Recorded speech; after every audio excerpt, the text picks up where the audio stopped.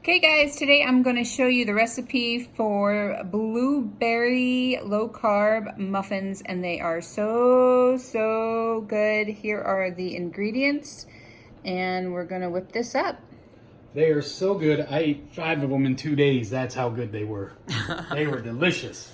And he hates my almond flour desserts usually, so that's saying something. Yep. Okay. I used up the last of my almond flour. I had exactly 2.5 cups. So I've dish sweetener, and I am using xylitol for the sweetener. So 1/2 cup. Don't let your dogs eat it. Put xylitol in it. That's right. No doggies can eat xylitol.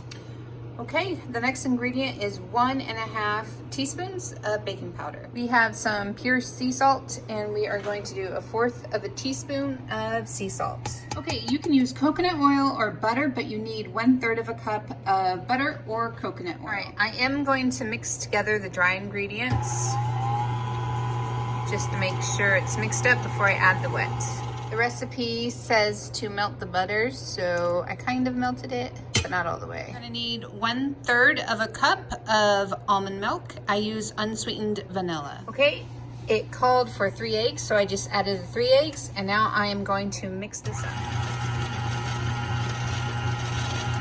When it's mixed, it calls, oh, that just happened. Okay. It calls for 3/4 cup of berries, and I'm a little berry happy, so use 3/4 cup or maybe a little bit more, especially if it spills out of the bag. I have a normal cupcake tin, and I lined it with just paper cupcake liners, and I'm just gonna do a healthy scoop. It's supposed to make 12 servings. And so that's what we're gonna do. Okay, these look really full, but they're not like regular flour where they get like really big and poofy, so this is fine. They're not gonna overflow. They're just gonna kind of spread out a little bit, but not very much. And one thing from making this earlier, I would highly recommend is to take a little bit of your sweetener. Mine is xylitol, but you can use whatever your choice is for sweetener. I would put a little bit on the top because I thought every time I had one, I was like, you know what this needs? It needs a little bit of like granulated sugar on top for a crunch. I thought that was missing last time.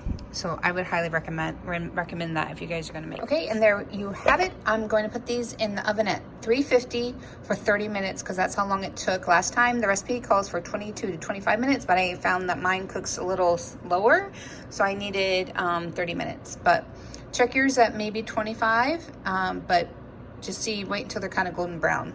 And they do stay super moist just because of all the berries. I just pulled the muffins from the oven. They are brown. I left them in a little longer because the middles didn't look like they were getting done. So I cooked them a little longer than last time. So the husband may not like them, but hey, we're trying. We're doing our best here. But anyway, these are amazing. Maybe don't cook them as long as I did, but these are so good. You guys have got to try this recipe.